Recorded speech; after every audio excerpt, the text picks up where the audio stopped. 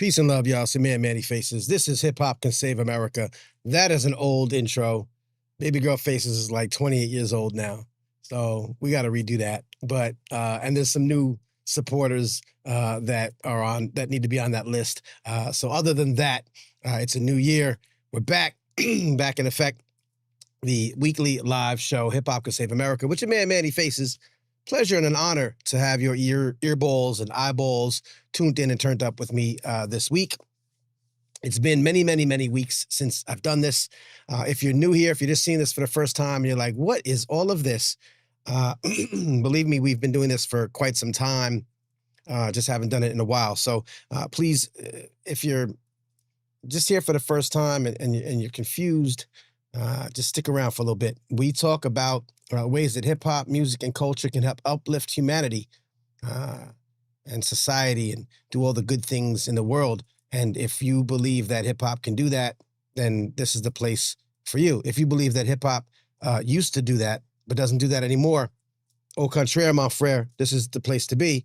This is the place for you. We'll give you some live, active, updated examples of how that's actually not true. And if you think that hip hop could never do such a thing, and that hip hop is not the avenue for the upliftment of humanity, dare I say, any positive influence on the world, then you're definitely in the right place. Because if you stick around long enough, I promise you I'll change your mind. What up? What up to Bob Knutson? My man, Bob Knutson. Yeah, live, baby. We back live in effect, man. It's been a minute.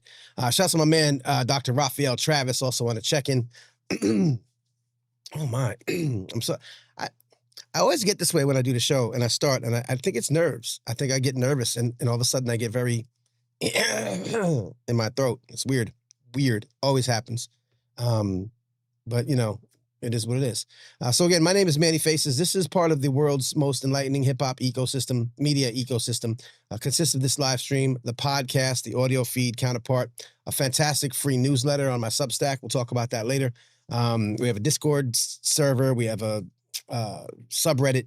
But enough of, I don't even want to get into all that. I don't even want to talk about like what we're doing here. You might not have been here before, so I want to get sort of right into it. This is a soft launch. I haven't done these shows in a while, so I want to make sure the tech works. You know, there's like fancy things happening here and there.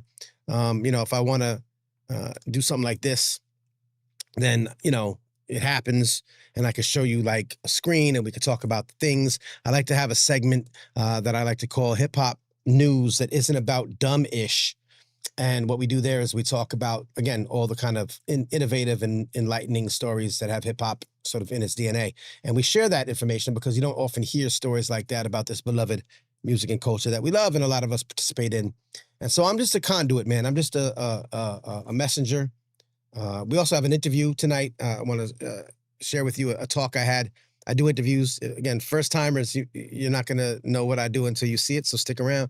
But I have a great talk tonight with David Spellman. David is an author. He's an hip hop educator. He's authored a hip hop curriculum, sort of a way to increase youth empowerment, work with students, and get their social and emotional learning levels up through hip hop. So again, we talk a lot on this show. It's not exclusively education based, but again, ways that hip hop can help humanity and help society. And one of that ways that a lot of folks have done is in the education sector. So we're going to talk to David Spellman. So stick around for that. He's a brilliant guy. And he's been doing this work for a mighty long time. Out of Charlotte, out of the Charlotte area. I'm in Atlanta, but I'm a New Yorker. Shouts to my Knicks doing the damn thing this year. I don't really care about football. So therefore, I'm not heartbroken by the Jets or the Giants. I know there's some football-y things happening here. So if that's your thing, seems to be exciting. Seems to be some exciting playoffs. So shouts to the football sports peoples. Not my thing. But yeah, fun time of year, I guess, if you're into football. So enjoy that. But luckily we're on Monday, not Sunday. And so we could talk about hip hop tonight. So real quick, again, if you're a first timer or even if you're not, you just haven't caught up with me in a long time, shouts to you for tuning in and spending some time with me. It's really an honor and privilege you would do so. Real quick, I'm going to share with you A real quick recap. I put this on my Instagram just so you know that I'm not doing, this isn't brand new. This is not a first time thing. We've been doing this for a while. We've got some cool things happening, and I'm going to play a real quick, my Instagram recap of 2025, just so you can kind of see where we're at. I'm going to talk about what we're going to do for 2026. This is a soft relaunch. It may look the same, but I got some new stuff coming. If you've watched before, I got some new stuff coming. So it's going to be kind of new. I got some cool tricks up my sleeve for 26. As I like to say, no tricks in 26. It's time to build. That's a playoff of a Rakim track. If you know the song, put it in the chat. No tricks in 26. It's time to build. And we'll play my recap of 25 real quick. Check it out. So, quick recap, 2025, Hip Hop Can Save America. Covered a bunch of topics. Started out talking about Lupe Fiasco and AI. We did a few tech-related conversations this year. Of course, more conversations about hip-hop and mental health. Dr. Randy Sconyers was on the show. I talked to Dr. Adia Winfrey about the yearly Intergenerational Hip-Hop Summit at the Bridge Crossing Jubilee in Selma, Alabama. I did an in-person podcast in front of a live studio audience, thanks to my man John Robinson for coming through. That was dope. I talked to the great Dr. Elaine Richardson from The Ohio State University about the Hip Hop Literacies Conference. This was a fun one. Hip Hop as a Guide to City Planning with Ivy Lewis. That was dope. Hey, real quick, talk to my man real quick, dope hip hop content creator. Of course, the glorious and fantastic and amazing and brilliant Tony Blackman, the wisdom of the cipher, finally made it to the show. Hey, I talked with Ashley Tate about the To the Beat Y'all Hip Hop Symposium at UNC Charlotte, and then I went on to keynote that conference. The homies Dr. Walter Grayson, the writer, and Tim Fielder, the illustrator of the Graphic History of Hip Hop. Fun fact, Tim Fielder went on to illustrate the backdrops at my TEDx talk. And my last interview that we posted this year was with the folks at Spin the Spectrum, teaching DJ and music production classes for neurodivergent students, and Andrew Wang, a big supporter of the show and a neurodivergent music educator himself, who uses hip-hop in the music classroom. I did some essays and spoke on some important topics this year, including this guy, and why some hip-hop artists chose to perform for his inauguration, and a deep and urgent look at this administration's attack on education and how hip-hop can fight back. And on a more positive note, what freestyle rappers like New York City's legendary ciphers can teach us about building a better world. My newsletter was popping over on Substack, talked about important hip-hop cultural moments. I went outside my normal lane and wrote a recap of the Round Table Game Show when they came through to Atlanta. I got personal, told you why I can't give you a kidney, because I've already donated one, and why my book was late. Oh, then my book came out. That's right, I published my first book this year. Cornel West endorsed it. Went to a bunch of conferences, wrote a guest opinion piece about one of them. Also was published in the Atlanta Journal-Constitution, and had an interview air on Atlanta's NPR affiliate. So I'm getting some press now. That's cool. Me and Baby Girl Faces watched the VMAs, and I told people why that's an important thing to do with your kids. And I mentioned it before, but this year, I did a TEDx talk, y'all. It was pretty dope. And I wrote a policy memo and a letter to the incoming Zoran Mamdani administration about ways that I think hip-hop should appear in his government. Still waiting for a reply. And lastly, I wrote a piece highlighting places that we can discover grown folk rap or adult content, whatever you want to call it, because there's more than just the big names, even though this was a good year for big names. Anyway, hoping to bring you more valuable content like this in 26. If you could take a moment to subscribe to the Substack at hiphopcansaveamerica.com/newsletter, I'll keep you in the loop. And if you want to help support this independent, important, creative, cultural journalism, patreon.com/mannyfaces. Other than that, Happy New Year, y'all. Peace and love. Manny Faces. You sick for this one. So, quick recap, 2025, Hip Hop Can Save America. Covered a bunch of topics. Shut up. So there you have it, everybody. My 2025 recap. It was just a small taste of all the things that I did. Highlighting, again, the generally speaking, the people who are doing great work in hip-hop innovation and inspiration and all that stuff. So just a quick idea, quick rundown of the type of stuff I do if it's your first time. And if it's not your first time, then a reminder of just how nice I am at this ish. You know what I mean? I get down with this get down. This is my lane. I own it. And you're all here for the ride. Just come along and enjoy it. Most of that stuff, as you see at the bottom, was at not most of it, at least half of that stuff was at the newsletter. So just a quick reminder, there is a newsletter component to this. It's going to be picking up speed this year. A lot of my Patreon subscribers, and some Substack subscribers pay me a couple dollars a month, and I love it, and I appreciate it, and it really helps. So I'm going to be dedicated to more content and more inspiring, informative, and hopefully valuable and impactful content coming this year. Shouts to my man, SK. JSK in the BUILDING. If that is the SK that I think it is, we played his song up top. We played one of his songs up top. Shouts to my man Silent Night, my man, my mellow on the check-in. So yeah, that newsletter is important. You will see it. If this works, let's see if it works. Oh, look at that. My cameras are working. So you see that the newsletter comes out. It's a plethora of information, news that you can use about, like I say, hip-hop news that isn't about dumb-ish. And in fact, let's get into it. Let's talk about some hip-hop. I'll let the thing say it. Why would I say it when the thing can say it? Hip-hop news that isn't about dumb shit. Boom. So this is the area, the segment, the section of the show where I've personally hand curated a bunch of hip hop stories. These are of interest to all kind of folk. You could be a hip hop fan. You could be a person who wants to learn about how hip hop has been a very influential cultural, social, and artistic movement that's spread throughout the world. And you might say, well, how's it done that? Why is it important? Is it just this horrible thing that I hear about all the time? You might be interested in wondering how it can intersect with your line of work, whether it's education or, as we just talked about, city planning or municipality, being a mayor or being a healthcare professional. There's so many ways. It's so fun. It's so exciting. And if you're a fan of hip hop, then you're just going to love to hear ways that your music and culture are helping make the world a better place. So that's why we do this segment. So I run down this. Now, many of these appear in the newsletter. So please, again, subscribe to the newsletter if you like these kind of stories.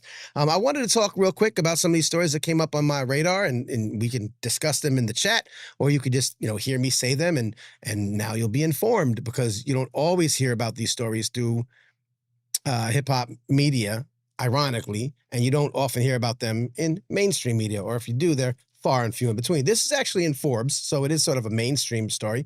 And there's been plenty of talk in hip hop media about this last year, this interesting turn of events that has brought, some would say, you heard me mention it in the recap, this idea of adult contemporary hip hop, or like grown folk rap, kind of to the forefront of people's attention. And this is an interesting debate, because there's been a debate attached to it, but there's an interesting phenomenon where folks who are older or have sensibilities that harken back to sort of a more traditional purist hip hop, vibe, were very happy this year because we had records that came out from folks like the Clips, and we had records from Nas and DJ Premier. We had records from a lot of sort of maybe younger artists, but of that sort of lane in music. And I speak about this in another segment we might talk about later, but it felt to a lot of people like sort of a renaissance, or like just a glow up year for folks who love, again, this term of adult contemporary rap, right? It's a longer conversation. I don't want to get into whether I like that term or not, but you know what I'm talking about. So we'll use that for now. It's a placeholder. But the idea that like grown folk rap exists, and we had a good year. And part of that reason was because Mass Appeal. Now, Mass Appeal Records, the organization, the business has been around for a while. Might know it from the magazine. You might know it because Nas injected himself into it a few years ago, and sort of resurrected this brand in a new way. And what they've put out is a number of records this year, albums featuring sort of golden era artists. Slick Rick, for example, came out this year. Again, the aforementioned Nas and DJ Premier, a long-awaited collaboration that have been, people have been waiting for many, many years. Mobb Deep, of course, Mobb Deep, rest in peace, the late Prodigy. Mobb Deep came out with an album this year. And there was a posthumous album from the late Big L. It just seems like there was a concerted effort this year. And again, not through Mass Appeal. Mass Appeal wasn't De La Soul, right? But De La Soul came out with their album. Again, bittersweet in a way that a lot of these feature artists who are no longer with us. But a good year nonetheless for fans of, a bygone era in hip hop. And so that's the story. And it's an interesting case study in Nas and mass appeal. There've been one-offs. There have been, albums. I think last year was LL Cool J, Pete Rock, and Common, right? So it's not like this hasn't been happening. But this year seemed to kind of, with the clips and, De La Soul, there seemed to be a spotlight on it. And so folks seem to say that there was it felt like there was a reset button, right? That hip hop was finally kind of coming back to its core, especially because big story this year, of course, was that for a minute, just a brief minute that everyone flipped out about, there were no rap songs on like Billboard's top 100 or top 40, I think, for like a brief minute. And so there's a lot of discussion about this. It's been rehashed and double hashed. This was a last year topic. This is a new year, so I'm not going to rehash it. Although I will disagree largely with the analysis, with any analysis that felt like hip hop not being in the top 40 really meant anything. It didn't mean much. There was some change in the rules about how long a song could be in the top 40, and so therefore some songs kind of rolled out. Taylor Swift had just dropped, and a bunch of songs from her album were on, and it pushed some songs out. D1, who's very outspoken about the negative aspects of hip hop music in the rap music industry, made a comment about like that's because all the artists are being killed off, and it's just which is crazy because the song that was pushed out was Kendrick and SZA, which was not a a drilled song. Anyway, whatever. A lot of commentary on what happened. To me, it was a blip. In the next week, Megan Thee Stallion had a song on the charts. So I don't think that it was this big reset that everyone thought it was. I do think that people started paying attention more because, like I said, in the year before, you had plenty of music that would fit the same kind of, if you want to call it adult contemporary, vibe,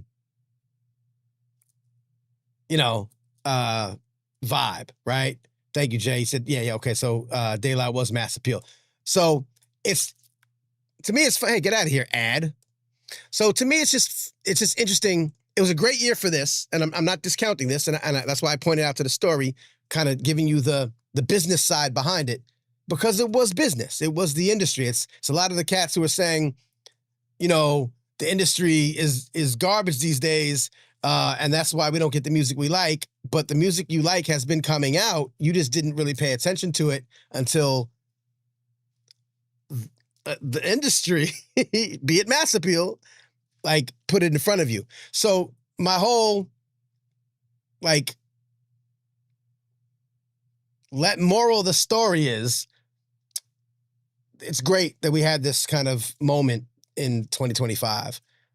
We may not see it as brilliantly and shoved in our faces as we did in 2025, but I know that in 2024, there were artists also doing this music. And I know that in 2026, there will also be artists that are doing this kind of music.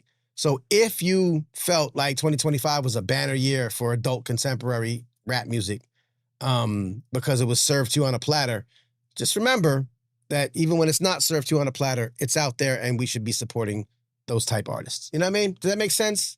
Like, I don't want to overhype what happened to the point where it seems like it was a one-off. People have been making this music in 2024. They're going to be making it in 2026. It exists whether it gets the industry push of a mass appeal or Nas or not. And so I just want us to remember that so that we don't just sit there and wait for it to be given to us. We got to do a little bit of work, going around, digging a little and showing love to the artists that we love from those days. Anyway, that's my spiel for that. If it makes sense, hopefully. If not, look, I'm rusty. So give me I haven't done a show in a long time. This was a cool story. I'm down here in Atlanta these days. Shouts to my New York people. It's New York for life. New York versus the world. I'm still New York forever. But I'm down here in Atlanta. This was really interesting. By the way, I think it was Jeezy. Atlanta artists and some others. Nas has been doing it. I've seen Pharoah Monch do it. Artists rocking with symphony orchestras, right? Artists rocking with symphonies. Taking their music, interpolating it by symphonies. And I love it. I think it's a brilliant, beautiful thing. Jeezy's done it down here in Atlanta and actually I talked about this before, set the world record for like the largest hip hop symphony orchestra. So he's in the Guinness Book of World Records. Gucci Mane did the same thing. I think it was New Year's Eve. Was it New Year's Eve? Beautiful New Year's Eve celebration that blended Southern hip hop with the grandeur of the symphony, rocking at the Atlanta Symphony Hall. I love these combinations. Of course, I also love our friends. Like we've talked to The Phantom and was it June Kim? So some other like lesser known artists, but no less important, that are melding the worlds of classical music, symphony orchestra, and hip hop, doing it, on the not the celebrity level, but definitely on the artistic level. So shouts to the idea of it, and shouts to Gucci Mane for doing that. I just think that's something you don't hear about that often. Seemed like a great event. I did not go, but seemed pretty dope. There was a married couple, Darius and Shanna Brown.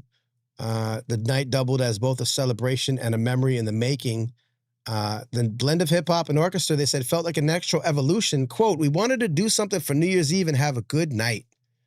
She said her husband added that hearing Gucci Mane with an orchestra brought a balance of calm and hype that felt uniquely fitting for the occasion. So I love to see that, some of the legacy artists are finding new ways to reach fans and do new things and be creative and all that good stuff.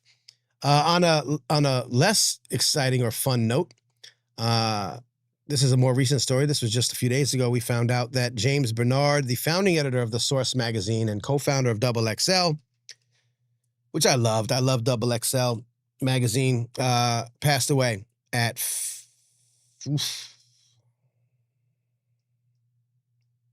it doesn't say here, 50 something. I don't know if it is here. If you know The Source magazine, if you're an OG, and again, I don't know who watches this show. I don't know. It's probably a lot of older heads, but younger heads as well. None of your hip hop media exists if it weren't for The Source magazine. This genre may not even exist if it wasn't for The Source magazine. This rap music may not exist if it wasn't for The Source magazine. And we give, props to the originators. And was it Jonathan Schechter, right? Was that it? And the other guy who's more well known for starting the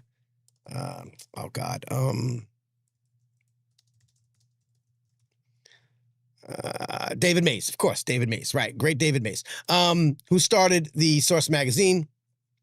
James Bernard, however, was one of the original editors of it, and really was once it grew from like a one-page pamphlet that the Source started, and then became a real deal Holyfield type of magazine. And James Bernard was definitely a monster, a beast when it came to Black music, journalism, hip hop specifically, cultural journalism as the Source. Now, if you're of a certain age, you remember the Source being actually pretty journalistically sound and important publication. It just was. It was the Bible. It was known as the Bible of hip hop journalism. I used to get the Source magazine. The subtitle was something like the music, culture, and politics, hip hop music, culture, and politics, which showed that early on, when it was a serious endeavor, that the editors like James Bernard would want to make sure that everyone knew that hip hop was more than just music, right? It was a whole cultural movement. And so I love that right out of the gate, it wasn't like a Word Up magazine. It wasn't like, it was significant. It had substance. It had value. And it talked about the culture, the politics, aside from just the music. And I think that's largely because of James Bernard, who then went on to co-found Double XL, which also had that kind of ethos. It was like the serious hip hop journalism. And we've gone away from that, in the last couple of decades, and certainly very little corporatized hip hop media still exists. I am finding some really good hip hop journalism on Substack, by the way. I'm on Substack, mannyfaces.substack.com. And I think that that's where some of the best current hip hop journalism is starting to appear. So if you're of a certain age where you remember the Source and Double XL, and you remember the long form journalism, the depth, the substance, and you long for that sort of, and some of it appeared during the blog era, right? There's the big hip hop blog era. And then some of it, of course, now has dissipated. Substack. And I know that Substack is a problematic platform for a couple of different reasons. I'm looking past that right now just to talk about there are places that I've recommended because I'm not a gatekeeper. In my newsletter, I've also pointed to a couple of other folks on Substack doing good work. And even my Substack has recommendations. And I think we all live in the shadows, what I'm trying to say, of folks like, James Bernard, who passed away recently.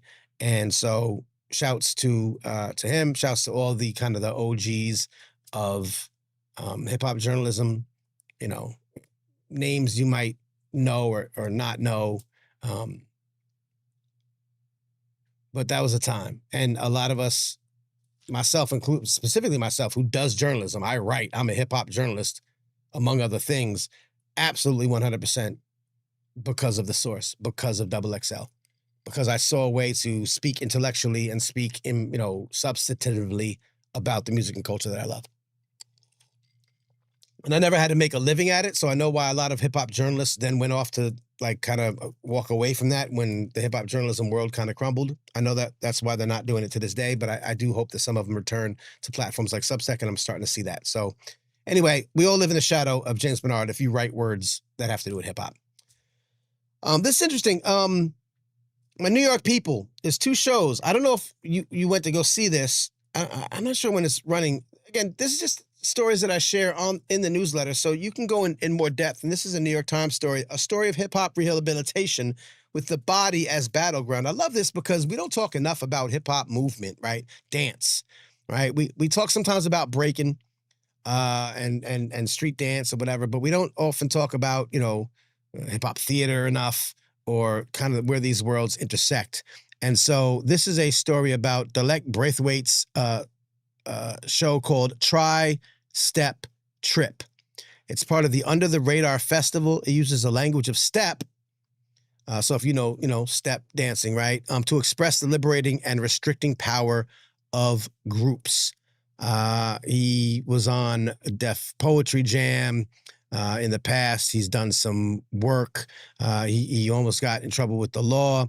He entered a court-ordered rehabilitation program, and he's been turning his life over ever since through music and storytelling. He had an album and a one-man show called Spirituals that he toured for years, and eventually that expanded into Tri-Step Trip, a group version which is having its New York debut at ART, New York theaters, January 8th through 25th. So it's active right now as part of the Under the Radar Festival. And I'm upset because I'll be in New York in February. I'll miss this. But this is an interesting show. Real quick from the article, Tri-Step Trip has different physical language. Step, the percussive dance form developed in historically Black colleges and universities. The play mostly takes place in a court-ordered drug rehabilitation program, which we call the group. And Step is such a group art form all about unity and precision. In the show, Braithwaite plays a narrator figure called the conductor, who mans a sampling machine as he guides the audience and a younger version of himself called Anonymous through his story. With little more than folding chairs and bodies, the production samples modes of theater, from courtroom reenactment and spoken word soliloquies to realism. Sounds like a really compelling and impactful play, musical, not sure what you want to call it. If anyone is in New York and goes and sees this, please let me know. I'd love to hear a review of this. It sounds really interesting. There's also another interesting New York theater thing, which had a run. It's over now, but a hip hop musical about Anne Frank called Slam Frank. I don't mean to chuckle. I'm just saying, I don't know. But it sounds like one of these maybe like weird ideas on paper that may actually work in real life. This is a New Yorker article all about it. It had a medium run in New York City. I guess a trial run or development run or whatever you want to call it. It's called Slam Frank. If you saw it, I'd like to know what you thought about it. I have very mixed feelings about hip hop theater.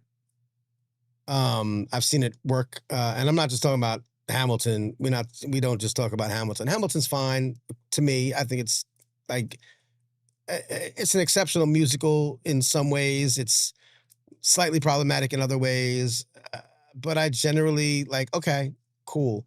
But when I think of hip hop theater, I think of the Hip Hop Theater Festival that happened many, many years before Hamilton. I think of Baba Brinkman, who's done one man kind of hip hop theater shows. I think of some, uh, interpretations that I've seen. I've seen a hip hop based Othello. I think it was John Leguizamo who might have produced that thing. So some of them work, some of them don't. It's fine. It's a mix. It can work. It can not work. I saw there was a Broadway musical that tried to launch but never really fully did, called Holler If You Hear Me, which was sort of like Mamma Mia but with Tupac. You know what I mean? Like how Mamma Mia is like all the songs of ABBA and they just made a story out of it. They did the same thing with Tupac. I thought it was fine when I went to go see it in a preview. I thought it was badly marketed, and maybe if they had more time to workshop, it could have actually been pretty good. Pretty good. Like think about taking the breadth of Tupac's music and making kind of a musical, a play out of it. I thought it had potential, but it was so badly marketed because they didn't know what the hell they were doing and they didn't understand, hip hop community, that it failed before it could really launch. So anyway, these things work sometimes, they don't work sometimes. I'm curious if you get to see Try, Step, and Trip or Slam Frank. And if you're watching this now in the chat, let me know if you've ever seen any hip hop theater, hip hop musicals, hip hop, in that kind of vein. If you've seen something, hey, my man Silent Night, I mean, he's a hip hop artist.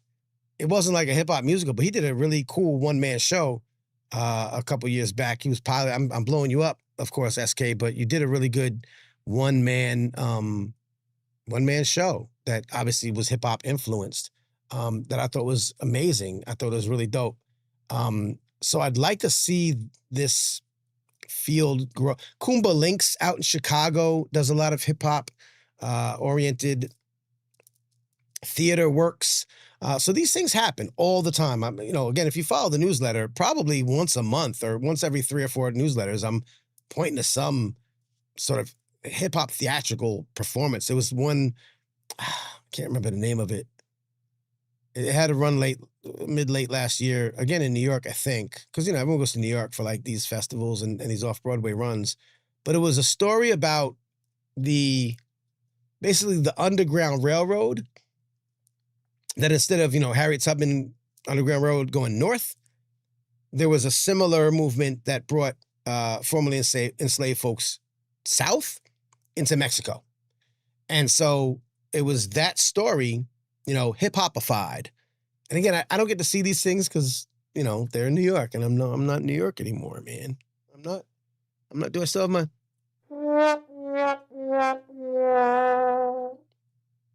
But so I don't get to see this stuff, but y'all gotta tell me if y'all see it and if it's good, so I can tell people about it. And if it's not good, I can tell people stop doing this. Please don't do a hip hop musical if you're not like really in tune with the culture. So anyway, those are 2 that popped up. I thought it was interesting. I'd like to see people give me an idea of how those things are. Shout out to my peoples. By the way, if you're still with me, give me some chat, give me some thumbs up, like the video. Make sure you subscribe, turn on notifications. We're coming back weekly. I just be talking and talking and talking. I don't know if y'all still listening to me. I don't even know what the hell's going on. Back weekly, most weeks. February, I'm out and about. February, I have a lot of bookings. I got some speaking engagements. I'm doing some keynotes. I'm doing some book talks. I wrote a great book called Hip Hop Can Save America, which is the name of this podcast. But of course, I, put it into a book form. I'm doing some book talks. I'm traveling a little bit, so I don't know how many Mondays I'll be around. But the Mondays that I'm around, we're going to keep doing this. There's some new segments to this show that I'm putting in. I'm going to bring some people onto the show. We're already 40 minutes in, and I got to do an interview, a great interview with David Spellman, who talks about the destigmatization of hip hop and educational spaces. You're going to want to listen to this. I'm going to end this segment real soon and we can get into that. I got some new stuff coming. The newsletter is going to be popping more often. So like this video, share this video, subscribe, do all the things so that we can get a little momentum going again. I stopped doing this for a couple of months, so I'm going to really be pushing. If you push me, I'll push harder. So thank you for that. Real quick, shouts to my people at Words, Beats, and Life. It's a great organization. We've talked about them a few times. We've had Mazi Matafa, the executive director. They're based out in D.C. They do a lot of hip-hop and poetry and youth development and schools and put on festivals and poetry and slams and events, and they're great. And they have just released their latest episode of the EQ. This is their biannual magazine. This issue is focused on creative employment. Now, we know that, there's a whole economy going on about the creative economy and the gig economy. So they've put together this wonderful edition that focuses on this. It's a beautifully designed and compiled magazine. So go over to Words, Beats, and Life and get yourself a copy. If you're an artist, if you're a creative, it's great information for you to have. It's a free digital download. Also in the newsletter out of Wilmington, Delaware, I just love that they did a feature on this cat named Fuzz Jackson, aka Fuzz Jackson. I don't know Fuzz Jackson. You probably don't know Fuzz Jackson. Rap, you're in Delaware. You might know people who know Fuzz Jackson. But this cat's been doing hip hop in the area as like a local, staple of hip hop, music and culture in the Wilmington, Delaware area for many, many years. And they did a whole feature on him, which I think is great. And it gave me a little bit of information about Wilmington, hip hop. I don't know or care about William. Why would I care?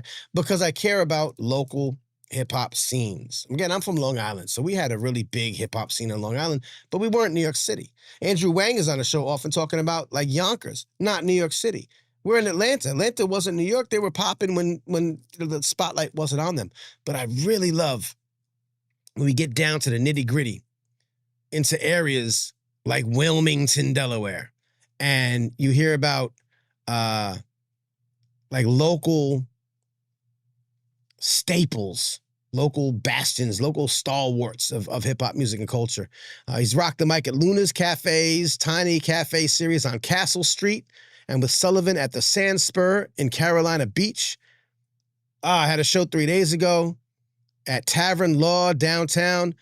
There's a Bandcamp page. I just love that this, who did this? Star News Online, some local, newspaper, Wilmington Star News, did a feature on a beloved and longstanding hip-hop artist in Wilmington, Delaware. And that reminds me of my friends that are in Springfield and Dayton, Ohio. Again, I share these stories in my newsletter, so please subscribe to the newsletter. I'll put the address on the bottom there, mannyfaces.substack.com, because you never know, I might share a story about something happening near you. My friends, of course, Picket Fence, the homies PDMC, not part of the hip-hop scene, but my good folks from Too Pretty, the band Too Pretty, Dayton, Ohio, Springfield, Ohio, where right where Dave Chappelle lives. Another great story about a local crew. They have a documentary called Welcome to Rap Camp, and it's a documentary that captures a 24-hour marathon recording session on a Springfield farm. Album connected to it, bunch of rappers, local artists doing great music. Again, we don't hear about like non-celebrity stuff. We hear about people on TikTok making music that's like throwaway music or trendy stuff. There are artists that are still grinding it out, doing their thing in your neck of the woods. Super dope, super great, super informative. And you could watch the documentary and you could just be inspired again about this music and culture that we love, that we don't have to just rely on the industry and the, commercial capitalistic aspects of it. There's still people out here doing this work. So shouts to my people, especially Picket Fence, MC Picket Fence, Jay Webb, my man from a long time ago, who I happen to know, but obviously has been featured on this. So again, your local hip hop scene is super important. I'm going to close this out because I want to get to this interview. Couple of great events. Again, I don't mean to be New York centric, but sometimes that's where the stuff is popping. I will be in town for this. I'll be in town, I think it looks like February 13th for an event that I'll be speaking at. So if you want to see me in your neck of the woods, I'll be in Kalamazoo, Michigan. I'll be in New York City. I'll be in the Netherlands. I'll be in UMass Amherst for the Black AF conference. Ooh, I'm excited for all of these events. This is all February and March. I'll be at Trinity International Hip Hop Festival in April doing some stuff. So I'll be in your neck of the woods, God willing. Check my information, mannyfaces.com. There's a calendar of events. You can always follow my progress and see if I'm going to be in your neck of the woods. In New York City, they have a beautiful exhibit. Shouts to Martha Diaz. If you know hip hop and culture and film and education and advocacy, and you know Martha Diaz. And she's helped curate this wonderful exhibit, NYU Gallatin? I don't know. It's a gallery, presents digital twins, hip-hop futurism, archives, and algorithms. Features 15 artists, researchers, musicians, and technologists. It's an exhibition examining hip-hop culture's futuristic roots and the way it remixes and reimagines itself across analog and digital terrains. It features hand-drawn comics, digital archives, and cutting-edge augmented and virtual reality. What a beautiful technological hodgepodge remix. Smack it up, flip it, rub it down, take hip-hop, put it into technology, and let's see what comes out of it. If you know hip-hop, the way I know hip-hop is futurism. Hip-hop is Afrofuturism. It's always been. And I think that seeing a gallery showing this in a visual format or even augmented reality, it's going to be super exciting. I can't wait I hope I have time. I'm only there for a quick minute, but I'm going to go check it out. Again, Martha Diaz curates the exhibition with the director of the gallery, Keith Miller. So if you're in New York, check that out. Again, all of these items, subscribe to this newsletter, man. If you're like, oh my God, all this is amazing, Manny, I haven't heard of any of this. Of course you haven't. Only I bring it to you, hand delivered with a bow in your inbox. So please subscribe. Drew's Energy is going to check out Tri-Step Trip. Yeah, man, I would definitely check it out. I think it runs through January 25th. I'm in New York like February 12th, 13th, something around there. So I'm going to miss it. But that's, all these look, though. I've seen like Rennie Harris. If you know Rennie Harris, you already know like hip hop infused theatrical performance is like nothing else, man. It's really dope when it's done right. So yeah, shouts to people doing that kind of work. And we'll wrap up hip hop news that isn't about dumb-ish with this story. Hip hop, the late great DMX, posthumously ordained as a minister. I was hoping Andrew Wang would be in tonight. He's very DMX friendly. He's very Yonkers friendly. If you know the show, you know Andrew Wang. And DMX was posthumously ordained as a minister. We know that he was angling in that direction, trying to get his life on track and, very much spiritually aligned. Let's play the story real quick. It's an interesting little clip. Minister Earl Simmons, thank you. The late hip-hop star DMX was officially ordained as a minister. Born Earl Simmons in Mount Vernon and raised in Yonkers, DMX rose to fame in the late 1990s and early 2000s, known for his rap style and his image. Those close to him say he also had a strong spiritual side and a true belief in God. Only because it's an honor. He's gone. He has no power here physically, but it's in spirit and in might, in the spirit of God, that we do this for him. Anything he made, he would say to every deal we did, 10% of my money goes to the church. Now, DMX died nearly 5 years ago.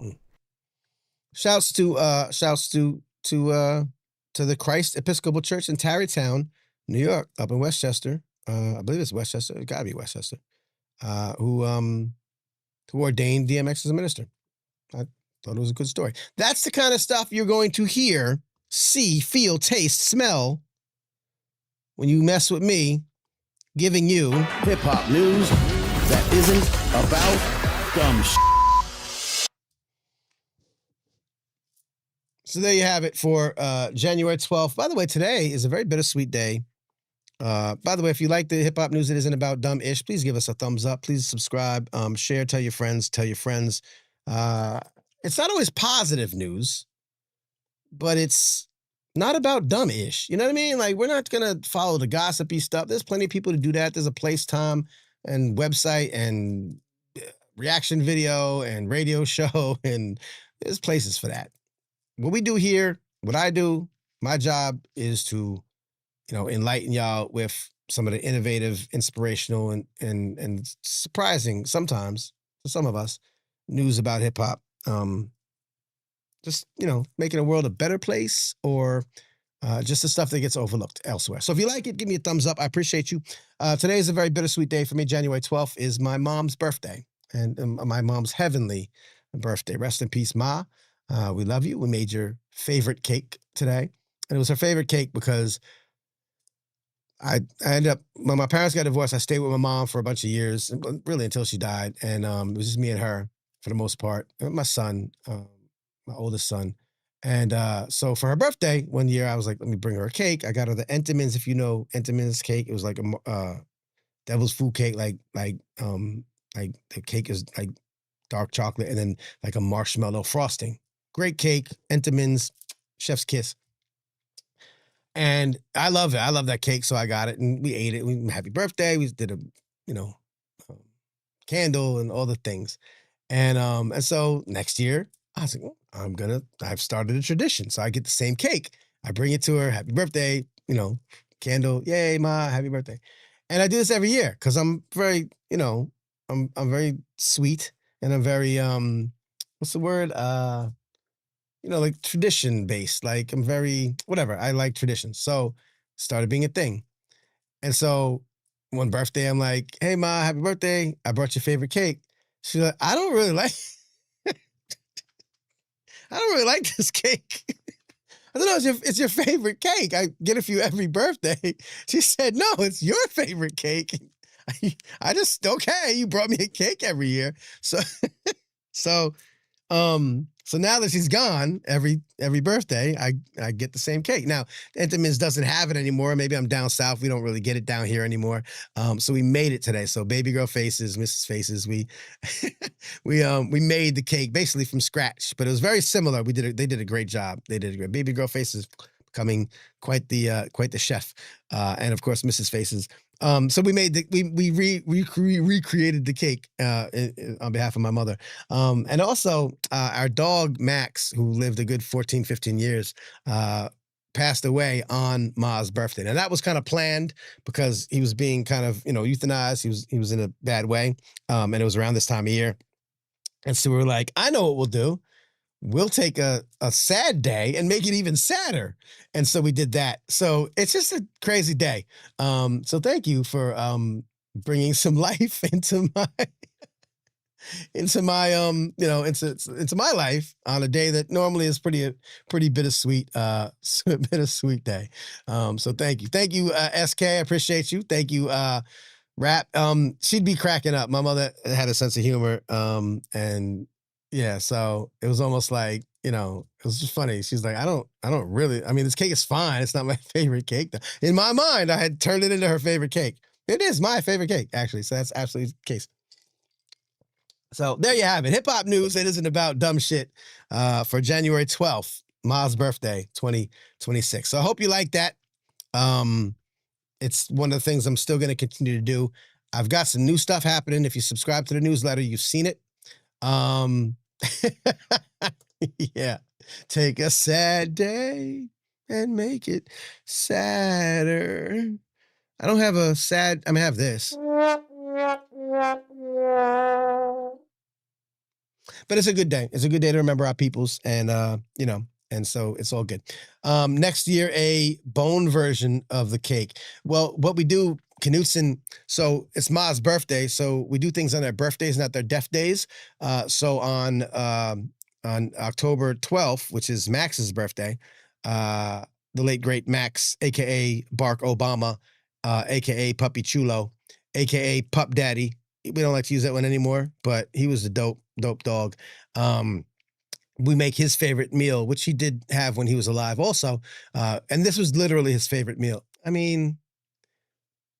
Now I'm wondering. It was fettuccine Alfredo with chicken. And he ate it. But then again, if I'd given him fried chicken, he would have ate it. And if I'd given him salmon, he would have ate it. So again, I think we're just deciding what people's favorite meals are. Yeah.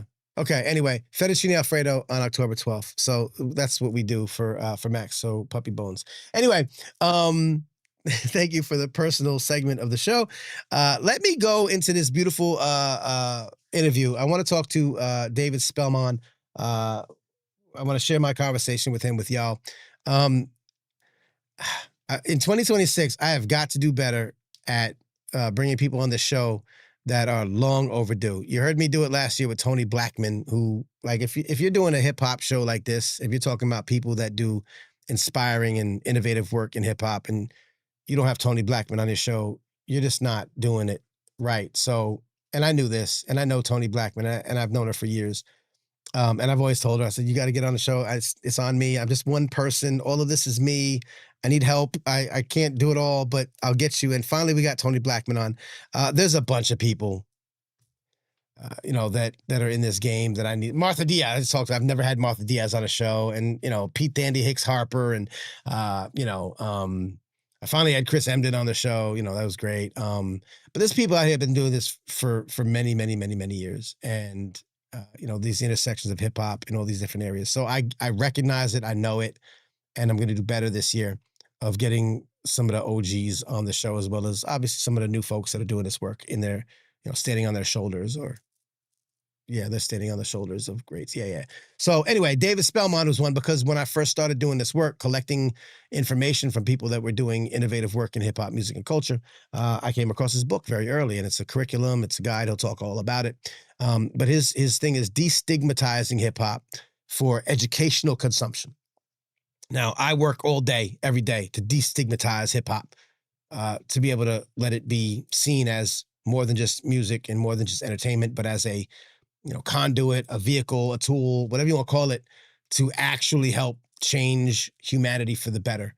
And this is the idea that I'm developing more now this year, change us for the better, so that we're better equipped to deal with humanity. A lot of the stuff I talk about is like, hip hop in schools, or hip hop in mental health therapy, or, hip hop in these settings, because hip hop already does this work. Hip hop by itself makes us better people. Being involved with hip hop, being part of this culture, being part of the music, if you're not familiar with it, you're not going to understand it. And even if you are familiar with it, sometimes we're jaded. We don't understand. We don't recognize that at its core, just being involved in this music, even if you're the young rapper that's rapping about garbage, nonsense, whatever you want to like downplay it, actually making him or her a better person by being involved in this. I'm going to expand on this way that hip hop sort of acts as an emergency infrastructure to help us deal with the weight of society's inequities and imbalances. That's my this year thing. For now, we're going to continue with what I've been doing for the past few years, and showing examples of where hip hop can actually make a positive impact on society. David Spellman, one of the examples of this. So please listen to my conversation with him, and then we'll be back just to wrap it at the end. This is a soft relaunch. I've got co-hosts coming this year.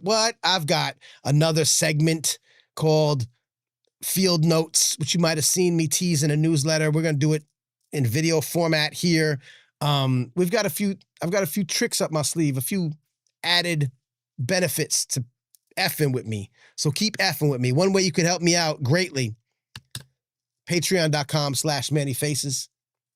You find value, literally $5, $10 a month. Come on, man. That's like 2 coffees. That's 1 coffee if you're in New York. Like 1 coffee a month, just to help me, keep these lights on, keep all these computers pooting, as Cameron would say. Help me get to some places that don't pay me yet. I'm getting paid for some things. Love it. Great. Some places are still like, but I still want to go and show up. I don't want to gatekeep this knowledge. I don't want to gatekeep my Substack. I don't want to like put stuff behind a paywall. So if you're on Substack, mannyfaces.substack.com, just subscribe, man. Just throw me $10 a month. If you're on Patreon, throw me $10 a month. That way I don't have to like gatekeep it. I put out this great listing of all the good conferences and hip hop gatherings of like, you know, interdisciplinary greatness. I thought like maybe I should put that behind a paywall and only give it to people that like pay me, but I don't want to do that. And I'm working on grants and big things where I don't have to nickel and dime y'all, but I'm telling you, as some of y'all are watching right now, to put a couple dollars in already every month. And man, it helps me. It helps me keep doing this.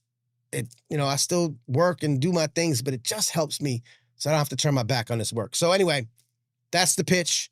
Let's go. I'll give you one more idea, one more example of why this work is super important with my talk. I love that the tech is holding up. Let me not jinx it, but this is working. Let me give you my man, David Spellman, and then meet me at the end. We'll come back here and we'll wrap it up together. Let's go. This is another long overdue one, man. Actually, we should have a series. It's like not like lost tapes, but like late tapes. So this would be part of the late tape series.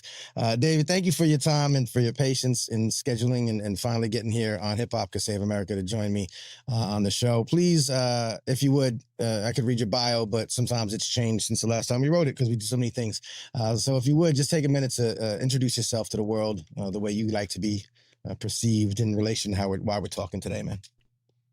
Well, first, I got to say it's an honor to finally be on the podcast. To all the listeners, you probably were like me years ago, found out about Manny and the great platform, and then heard so many great people.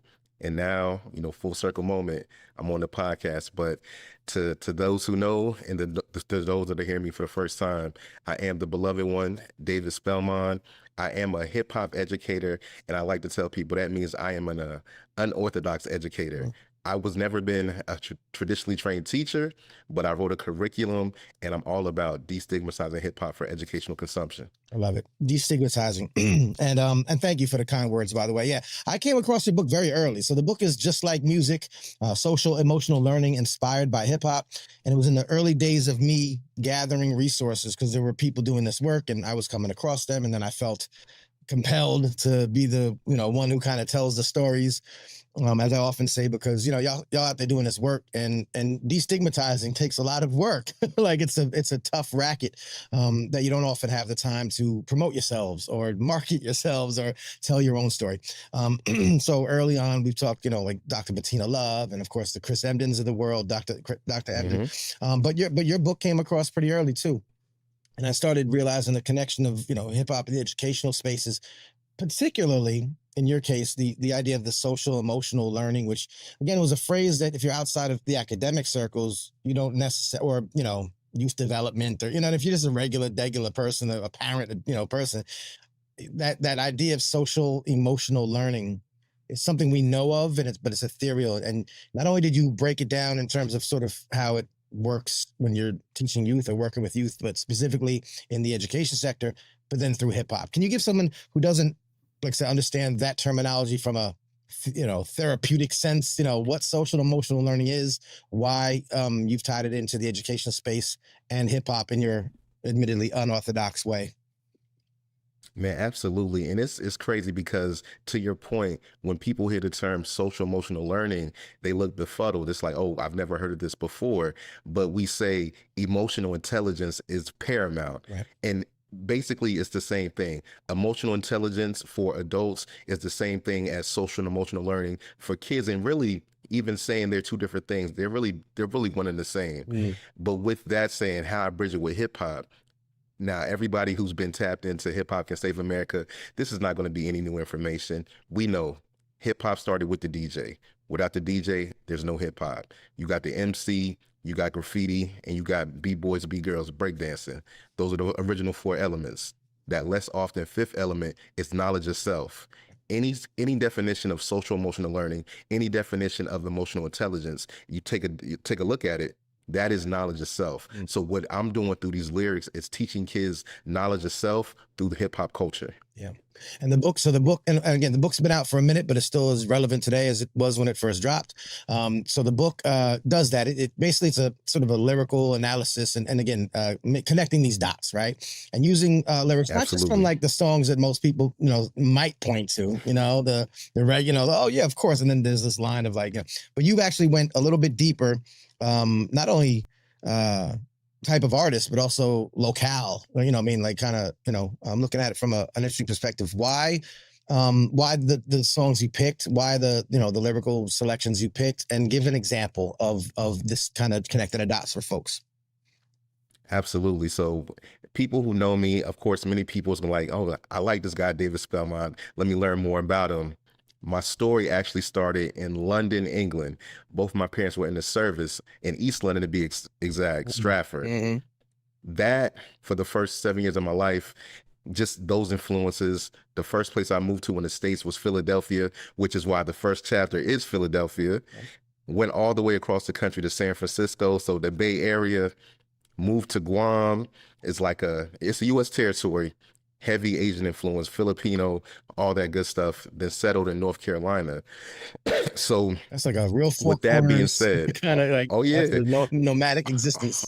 All those influences really helped me. And of course, with hip hop being my culture, and I have to, be fair. Up north, East Coast bias. Favorite group of all time is A Tribe Called Quest. My favorite rapper, singular, would have to be Fab. So which is why Brooklyn is represented 3 times in the curriculum. Fair enough. But one example that I give is my favorite chapter that is near and dear to my heart. So the Harlem chapter is a track called Beloved by Styles P and Dave East. A lot of people don't know Styles' first name is David. Right. The opening line is, the meaning of the name David is beloved or friend. So with that, I break it down to talk about how I learned that at 31 years of age. That's a self-awareness, which is one of the competencies of social and emotional learning. Self-awareness is one of the things that we focus on. So through that song, it just kind of gave me, a new sense of, okay, my name, I know I was named after my father, right, but look at how my name has value. And the activity that I chose to use for that chapter is kids using a free online assessment where they get to find out their top strengths. So not like physical strength, but those innate strengths. Once again, knowledge of self. What do you innately bring to this world, young person? So by doing that chapter, hearing that track, we get to boost them up inside out, so to speak. So that's just one example from the book, and that's the Harlem chapter. That's dope. And again, this is, like you said, this is part of a curriculum, and you're like me, a little bit of, we acknowledge the fact that, I'm not I didn't come up through traditional academic, steps. And again, my dad, distinguished professor of sociology, all praise due to his brilliance and his academic prowess. And, I learned a lot through osmosis, just like you did from moving around the country. You learn so much from so many different people. And again, my dad being a sociologist, he's like, listen, I could teach you a book, but the person gonna teach you better. So I already learned, early on, like it's having the influences directly, integrated into your life is where you actually learn a lot better than necessarily, through the traditional books. But how did you get into the lane of creating something that ends up being curriculum, or looking at the stuff we're talking about here, lyrics, and how it affects young people, and how you could be swayed by it in a positive way, and to turn that into something that could be taught? Where did your meandering path lead to you making a curriculum?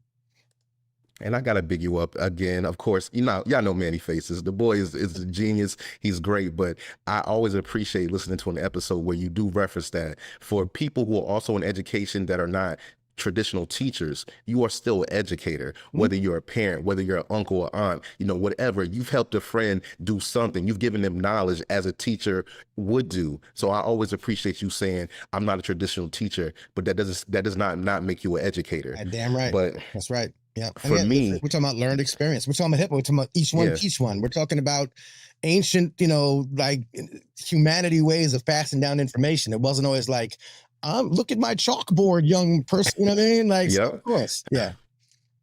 Nah, but to answer the question, It started way back when, early 90s. Of course, the purists will agree. Midnight Marauders, A Tribe Called Quest.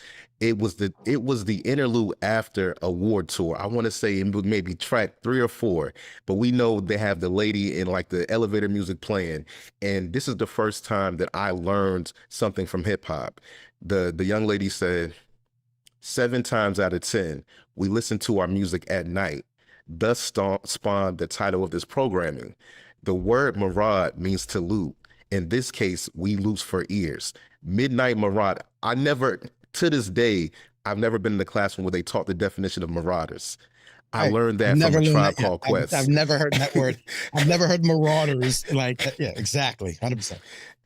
So that right there, to my young mind, little did I know I would be doing what I'm doing now. Right. But I never forgot the meaning of the word marauders because of a hip hop album. Yeah. So for me, that was the genesis of what everything else is built upon. But just going through my travels, I do work in the education system. I'm more in the behavior roles. I went to college and got my degree in psychology. So it started out in mental health. So community mental health, working with families and students, in wherever I was at. Right. That's when I learned that there is a disparity between the curriculum or the activities that we want to give young people and the progress. As an adult, I'm like, man, I wouldn't want to do these sessions with somebody giving me this bullshit. Like it wasn't going to work for me. So I thought about it. And of course, it's not just me.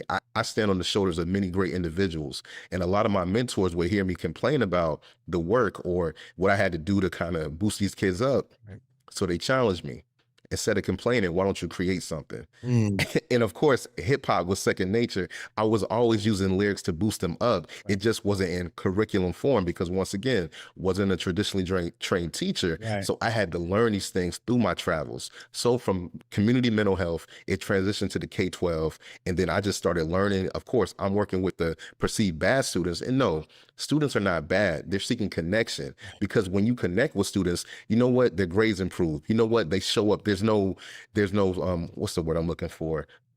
Truancy issues. Right. If I like my teacher, if I like my school, I'm showing up every day. That's right. So I'm just using the tenets of hip hop, and even going back, I referenced the 4 elements, but the original pillars: peace, love, unity, and having fun. If that was in every classroom in America, we wouldn't have some of the issues we have in K-12 schools. Right. So I'm simply just doing what we always done. Right. Use our culture to bring people in. Yeah. Yeah. And it's that translating it to those spaces because we do it, or, hip hop heads, do it inherently. I learned this again years ago, learned this from talking to Bettina Love and, and finding out that she's like, we try to bring this stuff into schools and they're like, no, that we're not going to do rap and the hip hop. And I'm like, no, we're talking about social and emotional intelligence. We're talking about improvisational skills. And you just got to translate it to the terminology that they use. And then you realize that it's a brilliant, beautiful tool. And it's dope that you kind of just said, well, if I'm going to go do this thing, then I'm going to bring my culture with me. And so often when you go through the traditional routes, the culture's squeezed out of you, right? At every step. Absolutely. Every step, especially education, especially Black men. We've heard this talked about. Dr. Emden's talked about this. The culture gets pushed away because it's inherently seen as, not helpful or negative and all these, possible stereotypes. But actually, that's where the strength is. The strength and the power is in those connections in that culture. So to be able to do it this way, sort of outside of the traditional system, and remix it a little bit instead of having to go through the industry, you know what I mean? Like a mixtape. Like that's why I look at your book like it's a curriculum, but it's not like, now I will ask though, has it been used in, traditional public school systems, and how has it, have you seen that integrated sort of we use one in praxis, we use one of their words. All right. And this is the thing, we're still working to get there. We have done it in small sections, but the thing that's unique about my curriculum, what I would advocate for all my hip hop educators, this is the cheat code. Okay. If anything you glean from this interview, whatever you're doing, if you can tie it to the standards, the educational ears will prop up. So I'm saying I'm doing hip hop to make it their structure, but you still got, our vibe. Exactly. So I embed English language arts standards into the work that I'm doing, because when they read the chapter, the first question I ask them is, what is the theme? So what is the theme of Philadelphia, Toronto, Chicago, Lagos, Nigeria? Right. Once they can decipher what the theme is, that's critical thinking. That's reading comprehension. That's in the standards that they're supposed to be doing. So instead of Othello, Shakespeare, we're doing it through a Meek Mill lyric. We're doing it through a Common lyric, but it's the same skill. In my mind, I don't care how we get to that final resting place. Oh, can you comprehend? Can you give me the theme? Right. I don't care if you did it through Shakespeare. I don't care if you did it through a Burna Boy track. If you have the skill, the capacity, you can do it forever. Yeah. And that's the thing. You have to give them that hook, an education. Oh, you got to hook the kids. It's not really hooking them. It's just using their culture and their interests. So big up Zaretta Hammond, because I also stand on her shoulders, culturally responsive teaching. And that's really what I've done. Yeah, absolutely. Burna Boy track. If you have Okay, so working to get it into schools, you've done it in smaller settings, done it in workshops. Again, for someone, lay person, what do you see change in a young person who isn't that connected, but then you make these connections through this, process that you've developed? What changes? What's the aha moment? And that you can say, oh, this is working. I've seen this work. So the answer to this question is why I continue to do what I'm doing. So first, I'm gonna give the answer from the ivory tower standpoint. Right. What I'm doing, merging hip hop with social and emotional learning, is neuroplasticity. I'm creating new brain synapses, and I said that for the highbrow people. Right. Let me break it down. Right. I've had students come up to me and say, Mr. Spell, now when I hear Meek Mill's Dreams and Nightmares, I think about goal setting. So I take that line from the intro. I used to pray for times like this, to rhyme like this, so I had to grind like that, to shine like this. And in the chapter, I talk about Stephen Covey's 7 Habits of Highly Effective People. In habit 2, he talks about beginning with the end in mind through 2 creations. You have the first creation, which is that mental creation, which is praying. I'm praying for this goal I want to accomplish. Right. Then the second creation is the physical manifestation. Right. And we all know when you're on your grind, late nights, early mornings. So what Meek said in one bar, right. Mr. Covey, Dr. Covey, spent an entire chapter on it. Right. So when people say hip hop doesn't add value, I just simply laugh. But that's just one instance of a kid using the Meek Mill, the intro, to talk about goal setting, because then we have the young people create a vision board. So now we're changing their perspective. Yeah, this song talked about everything, but at the end of the day, what's the takeaway? Oh, Meek Mill was talking about goal setting. He talked about working hard to get to that place he wanted to be at. Oh, I love Meek Mill, but you can do it too, young person. Right. What are the goals that you have for yourself? Right. So your culture doesn't have to be looked at as, oh, we can't allow that here in this classroom, in this schoolhouse. No, I'm just showing people, look at the value hip hop has. Yeah. Tell me about where you've gone, where this has brought you. Because I saw you. I was actually very happy to because again, long overdue. I know, but I got the chance to see you present. We were at University of UNC Charlotte. Shouts to our good friends there. Shouts to Ashley Tate, who I've had on the show, and it's been a wonderful conference. To the Beach Hall, the first annual hip hop symposium at UNC Charlotte. I was a keynote speaker. You were a presenter. Of course, I stayed for all the presentations because I'm a lifelong learner at this stuff. You presented. It was a very compelling and interactive session. And in there, you said you've gone to a lot of places and talked to a lot of things. Tell me about some of the places this work has brought you and some of the things you've seen along the way. Well, of course, and big up Professor Tate, Mark Sanders over there at UNCC. That's home team, because I do currently live in Charlotte. But I want to big up Dr. Tasha Iglesias, who was a former guest you've had on here. She was the first person to give me the opportunity to speak about this work on a global stage. Right. So that was all the way in 2020. Yep. So from there, man, I've been to San Francisco. Our hip hop global conference, hip hop education, whatever. I was hosting at the time. Now I'm part of the organization. And that's how I met you. So yeah. Right. So but yeah, San Francisco, 826 Valencia is a nonprofit. And the unique thing about them is they have students at the end of that whole session create a poetry book, which I had the honor of writing the foreword because of the work I was doing with them. Yeah. I've been University Preparatory Charter School for Boys, Rochester, New York. I have some school districts that I work with in Illinois. I've really touched both sides of the country, but then even taking it further. So shout out Fidel and True School in Milwaukee. Me and him had the opportunity to speak to students in Uganda. So man, this work really does touch the planet. Right. And I know you always say, you know, hip hop can save America, but you also have the domain for hip hop can save the world. Right. So it really is the truth in the different sects of hip hop. Because even in the book, I use a track by Wizkid, Afrobeat. I use a UK artist, Dave, featuring Burna Boy. So it's not just, you know, traditional US hip hop. Hip hop really can save the world because the way people utilize it, it just fills their cup. And like I've been saying, these social and emotional learning skills and tactics, and they can be found through all genres of music. But of course, hip hop is my culture. And I know the stigma. You have the violence, you have the misogyny, the drug reference. Cool. I'm not going to say that's not there. You can listen to a lot of tracks, but you're not talking about the way hip hop can boost up self-confidence, the way hip hop talks about conflict resolution, self-efficacy.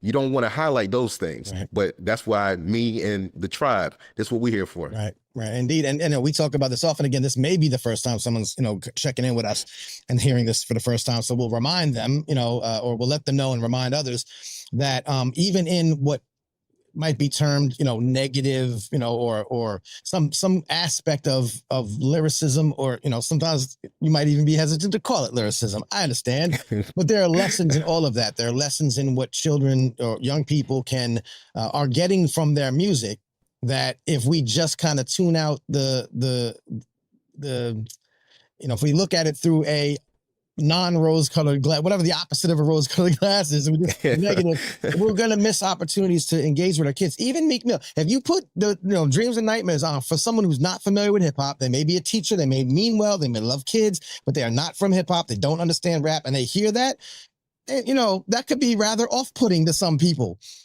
But not only is it, you know, but again, the lessons can be gleaned from those words and the way what they actually mean, and how young people, more importantly, relate to them. I always make the analogy that if my kids now are listening, we always, you know, the old heads will be, we used to rap about selling drugs. Now all these kids rap about is taking drugs. Like the former was better. Like we're celebrating that one. Like but the implication is that these kids are weak. Their lives are easy now. We've heard it said in the music industry that hip hop, that rap doesn't have the oomph it once did because the struggle's not there anymore, because it's not as bad as it was. And I would counter and I would say, well, if you look at the mental health deterioration since pandemic of these young people, I don't know if it was any better or worse in the 80s, or, you know, where all this like supposedly hard Scrabble life was being represented in rap music.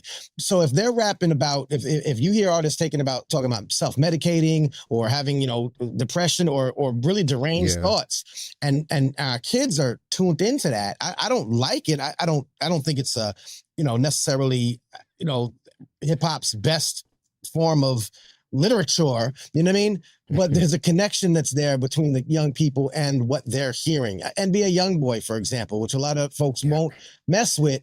It was just a great piece in Anscape. David something, I forget his name. I just highlighted it in my newsletter. By the way, anyone listening, please subscribe to the newsletter. We share stories like this. We share work like David's. But there was a story about, you know, what people get wrong about NBA Youngboy, and it really broke down why. Forget what you think or what you like or if you care. The fact that young men, especially across, are losing their minds connecting to this dude and his music. Why? The lessons are there. And I thought the piece did a really good job of spelling that out. And that's what you're saying.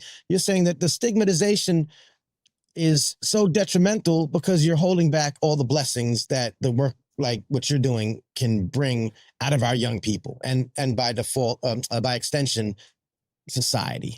Yes, you'd agree. Of course you'd agree, but you know what I'm saying. No, and I got to give you my analogy as well, because I've been saying this for years. So when I look at the work that not just myself, but so many great individuals are doing in this space, I frame it like, you know, nutrition. If I love burgers and I go to a burger spot and let's say I hate lettuce, hey, let me get that burger without the lettuce. Right. I don't say all burgers are bad. All burgers are terrible. Right. This is the worst thing ever. Right. No, I simply take the lettuce off. Right. And even with some of those harder to talk about subjects, and I know we're in the traditional K-12 space, but man, when I'm doing community work, I let the kids curse. I'm not tripping off of them cursing. Right. That's the way they know how to express themselves, but I can't have every word be profanity. But there's so many lessons you can take away from the genre of hip hop, not to just say, okay, because they talked about some violence, the entire genre of hip hop is negative. Right. So I could never let anybody say that. I say we can't throw away the hip hop baby with the mumble rap bathwater. That's all I'm saying. That's all I say. No, that's dope. And I appreciate it. And I think it just bears repeating. It really bears repeating. There is so much. And again, you talked about misogyny. Absolutely. Because, I think the way a lot of us look at it is this is a reflection of society. And if society is still pretty crappy, then, some of the output's going to be reflective of that, But I also think that within the aspects of unity that can be found in hip hop culture, not just the music, but, in us talking and in the circles that we're in and you working with these communities and getting these young people to change their minds, that we can also change those minds about those negative behaviors, those societal behaviors, in a way that I think traditional methods have failed because we still have misogyny. So whatever they tried to do, it hasn't worked. You know what I mean? And they couldn't teach these kids, but hip hop can. And they couldn't get to these kids in a mental health setting, but hip hop can. So maybe if we focus the hip hop methodology, into solving these problems like with intent, you can actually solve the problem. So it's not that there's so much misogyny in hip hop, there's misogyny in the world. Hip hop might be able to solve that problem. And I think that the people who are most equipped will be women, by the way, that have a hip hop, that come from hip hop.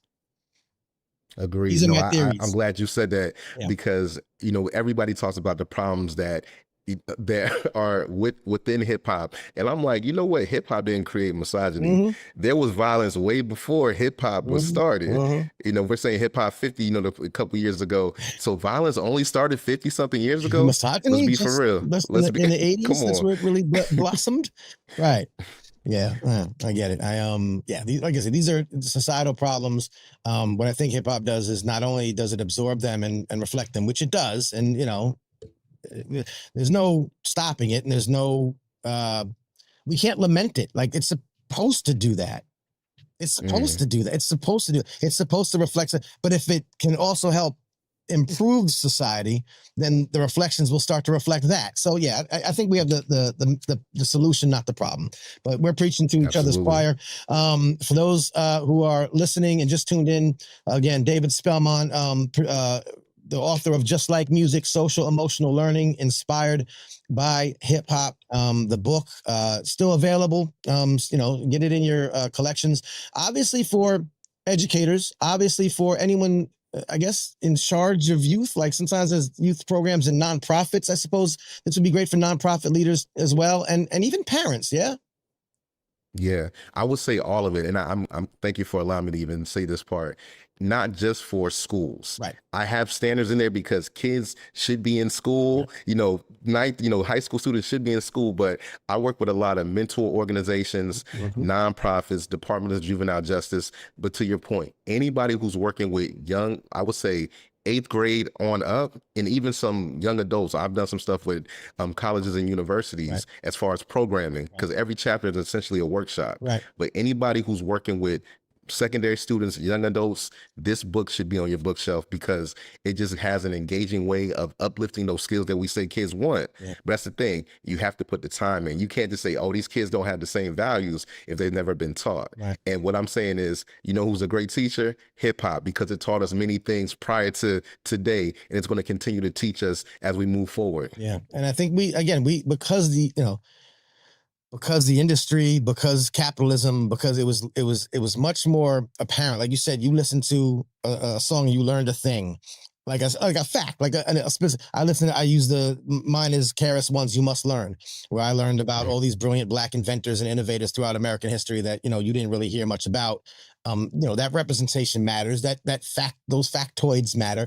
And yeah, okay, we don't get a lot of that in the music today that's, put out to the masses. Not that obviously it doesn't exist. You can go find it, So it can feel like these lessons are far and few in between. I often argue that, maybe we don't get those factoids. We don't learn what marauders means.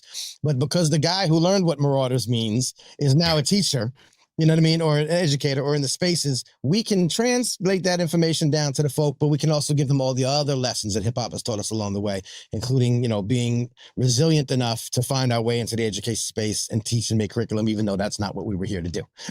You know what I mean? Absolutely not. Amen to that, brother. So, amen to that. yeah. All right. Tell me, as we start to get through this, what are you working on now? Is it, obviously going around doing the workshops? What are you looking to get more opportunities to do for folks who are, tuned in, who may say, oh, this might be good for my organization or whatever? Where do you want to be? What are you trying to do? And what are you looking for collaboration wise with, other organizations to keep, or maybe you just want to take a year off? I don't know. You tell me.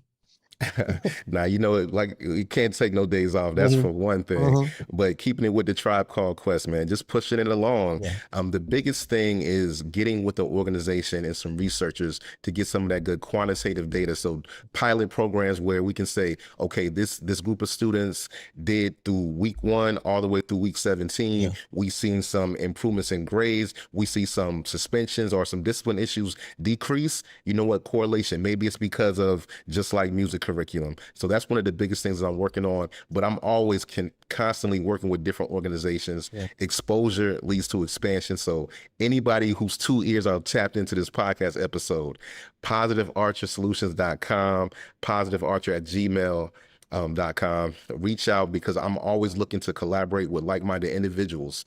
If you feel like you're not reaching your youth, efficiently, effectively, I might have a solution, which hence is why the name of the company is Positive Archer Solutions. Right. I'm a Sagittarius. I bring that good energy, and I feel like I have some solutions for some of the issues plaguing our youth through hip hop. So I'm constantly working with different organizations, and coming up in February, I'll be going to the National Mentor Summit, and that's going to be a new thing, because just that mentor space, what I'm hearing from a lot of organizations across the country is, we have 2 out of the 3. We have the youth. We have the location, we have the space to engage with them. We don't have good programming. Mentoring is not taking you out to the basketball court shooting. Right. That's not real mentoring. Okay. How am I talking about, going back to the Meek Mill, your goal setting? How am I talking about the way you handle conflicts? If you feel bad, what are your coping skills? That's true mentorship. Really, once again, inside out approach, and just boosting up a young person to have them acquire that knowledge of self. Yeah. You mentioned that you focus on that element a lot. And of course, there's other elements. I'm just curious, this is, an aside. Now you got all the promo stuff, and I hope people do take you up on that and follow you and get more information about what you're doing and bring them into whatever you might be doing. Were you a practitioner of any of the other arts? Absolutely. Oh, okay. So my element was like breakdancing. Okay. Like top rocking. That was what I do. I mean, I still dance. Like I do, some Afrobeat, some dancehall reggae, even dance some salsa, merengue, bachata. Okay. So dancing has always been a part of my DNA. So of course, when it came to the elements, it was more b-boy for me. That's what's up. Okay. Yeah. Cause you don't have to be, a practitioner of necessarily the arts. You could be part of the culture without it, but it's nice and it's interesting. You must have had a great time at at UNC at the To the Beach show. It's very dance focused, as it should be. Dance gets relegated to the back sometimes, and then we just got all we could talk about is the Olympics, and then it's like no, there's so much more. No. There's so many more things happening besides the Olympics. That was mostly fine. But real quick, just tell. I'm glad you said this is unplanned, but how the dance element of hip hop ties in to Aisha Upchurch, who I'm sure talks about dance as liberation, dance as joy, and all the things that are necessary. The movement, the body, that necessity to move. That movement is freedom. Like, explain your connection to dance and hip hop. Honestly, this is just full transparency. I don't think I've ever said this on wax, but when I was a youth, like when I would get in trouble, when you're young, you're flailing your body around, and it really became a coping mechanism. Like when I felt upset or when I felt angry, I would just start moving in different ways, and then you kind of be like, oh, you grooving, or if you were playing some kind of music, you kind of had a bop, and I might have been upset. Right. Now I'm no longer upset because the way that music affected my ears and went down to my bones, and now my legs is moving in ways I didn't think they could move. Right. So really, dance was always like a coping mechanism because it got my mind off of an unpleasant feeling. And not just saying I was depressed or I was hurt, but if I was angry and I didn't want to steal off on somebody, Right. let me go ahead and work on my move, or let me not yell at my parents because I know it's not going to end in a good result either. Right. So let me do something like to take this energy and convert it in a more positive way. Yeah. So that's what dance has always done for me. I love it. And it's just another example of, and again, dance is universal. It's not hip hop. This is not exclusive to hip hop, but when you put them all together, you got music, you got lyrics, you extracting positive, reinforcement from lyrics, or you're just, getting out your frustrations, tying it into feeling some connection with somebody relates to me, and that's happening, but you're still moving on top of that. You have like now a sort of a double, like a superpower. Like you're getting two different methods of, regulation or self-regulation. I'm speaking, I'm touching on, subjects I don't know enough about, but you know what I'm saying? Like that self-regulating, that that self-care in a way that without those things to do, it's all bottled in and it's all, detrimental, I guess, just by not letting it out. It's what we all got into this genre to do, to let it out in one way or the other, in one form of art or the other. And we don't have to be good. We don't have to be professional. We can just kind of do it. We don't need any tools. We don't need any, special training. You can just do it. That's sort of the beauty of hip hop. Yeah, even if it's just a two-step, like 50 would say, same old two-step, just get it out. And I think to your point, with me just knowing, the things that I've learned in psychology, stress, that's not like that energy is not diverted. Right. It is detrimental to your body. Like you can cause certain diseases if the stress just stays in there. Yeah. So you have to do something with it, whether it's writing as an outlet, dancing, like whatever it is, you got to do something with those unresolved and negative feelings. And this is like biological. This is not anything we're making up. This will really hurt you. Absolutely. That stress can kill you at the end of the day if you're not doing anything to revert that energy. Yeah, absolutely. And of course, as we often say, as I often say anyway, this works, wonders for communities that have been traditionally, marginalized or under-resourced or underloved by the proverbial powers that be. And so it really does kind of do something to speed up the recovery process, speed up the the leveling of the playing field, or, cliche statement, but it does a little bit more because these are tried and true methods that do tie into the culturally relevant idea. But you would agree, I'm asking, it's also universal.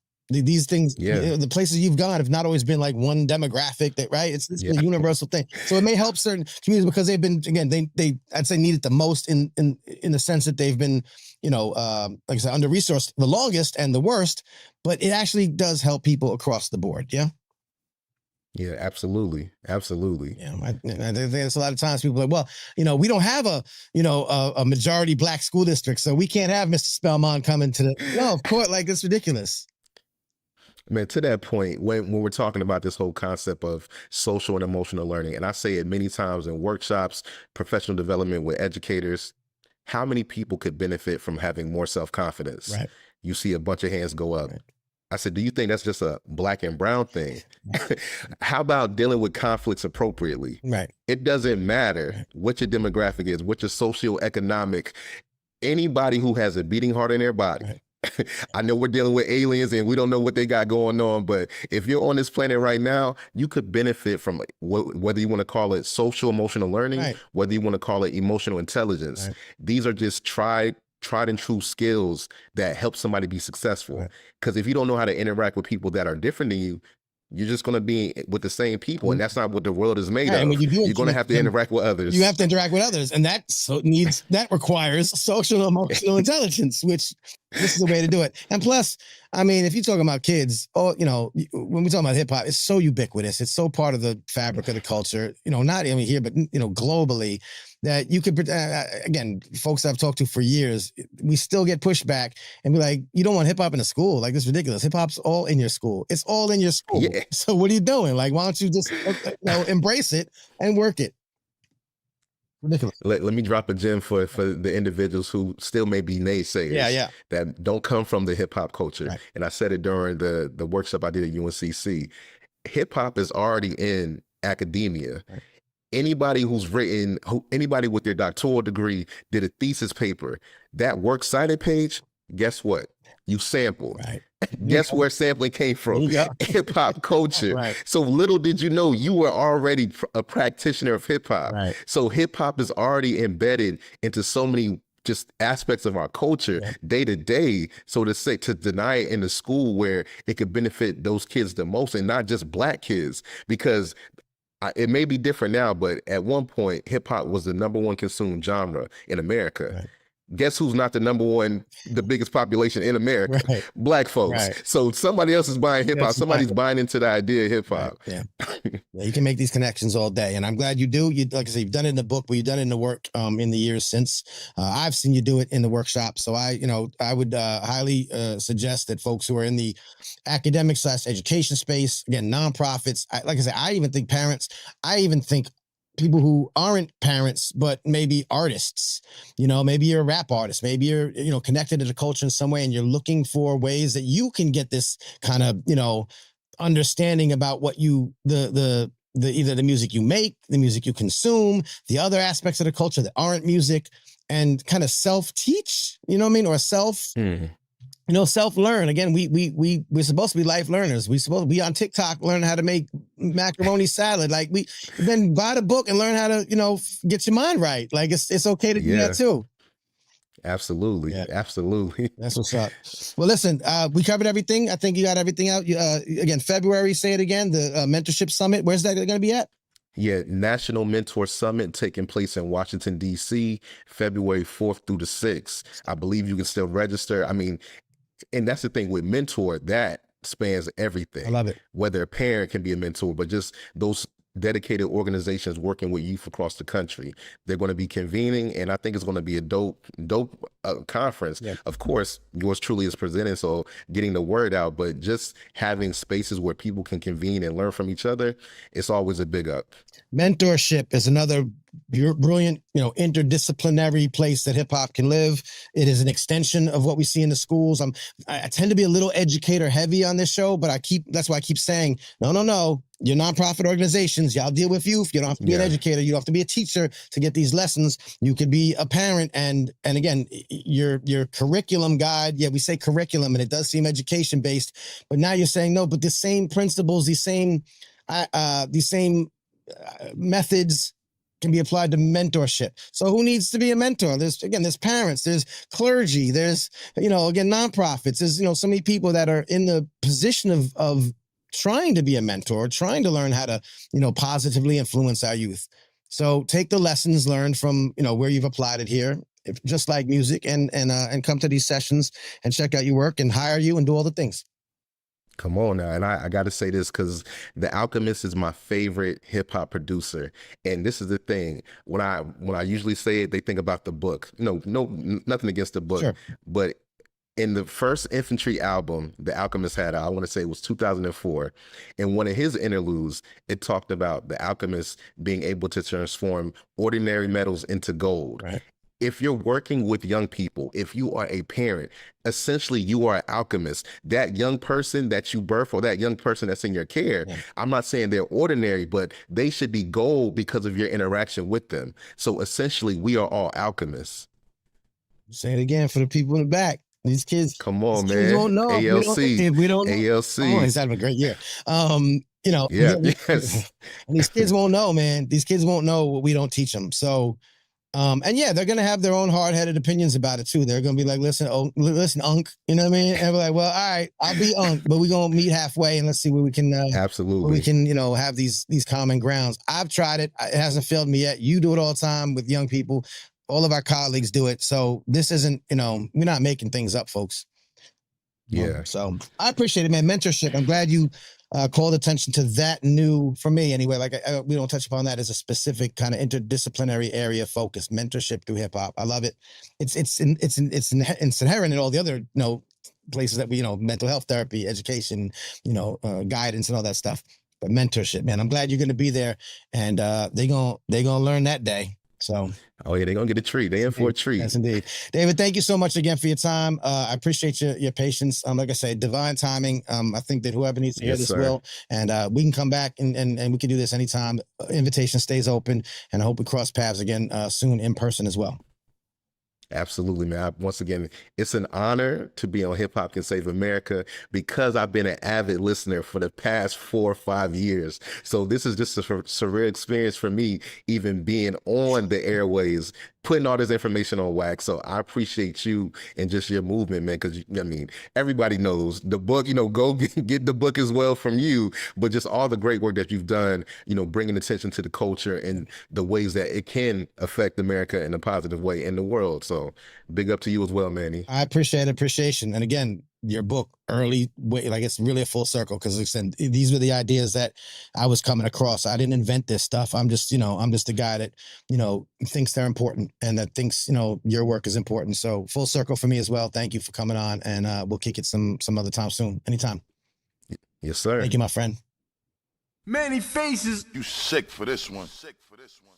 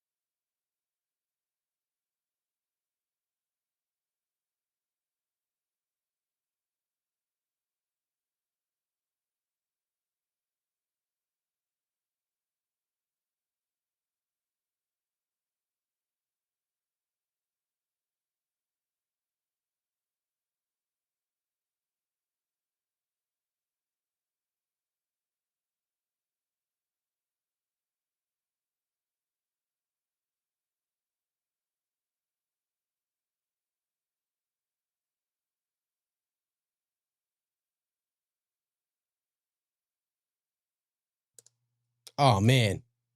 Thank you, y'all. Thank you. Appreciate y'all. Damn it. I'm rusty. Haven't done this in a few months. So cut me some slack. What I said was, damn it. I said some great stuff. What I said was, come on, look at these gems, man. Look at the gems that we drop on Hip Hop Can Save America. Every time you're here, you're going to get that. So if you thought that was like, this is amazing, not to downplay it, but we do this all the time. So come back through, sign up for the newsletter at the bottom, mannyfaces.substack.com. Okay? You could throw a couple dollars on a subscription, that'd be great. But the newsletter's free. You're going to get these gems. You're going to get these stories. You're going to get these individuals. I have about 80 conversations back in the vault. If you caught this for the first time and you want to learn more about these kind of folk doing this kind of work, I don't know what to tell y'all, man. Like, I'm cocky in a way that, like, I'm nice with this, but all I do is I know how to curate brilliance. That's my superpower. I'm pretty brilliant, yeah, whatever. But these folks, come on now. So come on, stay tuned to what we're doing, the movement, at the newsletter, mannyfaces.substack.com. Just go to Substack and Mannyface. I want you to remember my name so that you know how to find me and the things that I do, because these are the people that I amplify. We want to do that. One of the things you'll see, and I'll wrap up tonight with this. Let's do the cool screen. Is I will more often than not give you a list of upcoming really dope hip-hop interdisciplinary events. You heard David Spellman. Shouts to my man Mamelo for joining me. I've had his book for like 5 years, bro. Like, it just never happened, and I hope it's divine timing. The mentorship summit is pretty dope. Look that up. February coming up. I saw him at UNCC in September, October, November, whenever I was there, keynoting at a conference. So we're out there. We're in these streets. I've crossed paths with them a couple times in these conferences. And so if you want to learn more about like this sort of stuff, whether you're an educator, a healthcare professional, a nonprofit leader, a municipality, governmental leader, a parent, an artist that wants to become a teaching artist. This is so dope, man. I tell artists all the time, and we do hip hop conferences at colleges, and it sounds all academic and shishi foo foo and ivory tower. It's not. There's no. First of all, you should already know that any hip hop conference at a college is going to be turned up. Like it's not. We don't come through on some highbrow. Like that's not how hip hop gets down. It's 1 foot in the culture, 1 foot in the ivory tower. We make sure that we balance that. The reason why I say that's important for artists, for community leaders. Bob, I know we've talked about this a bunch of times, for people that are working in politics, you just get a better gauge on how to interact with the people. Some of it is hip hop specific, but the lessons we learn, if you listen to David Spellman, like 40% of what he was talking about has nothing to do with hip hop.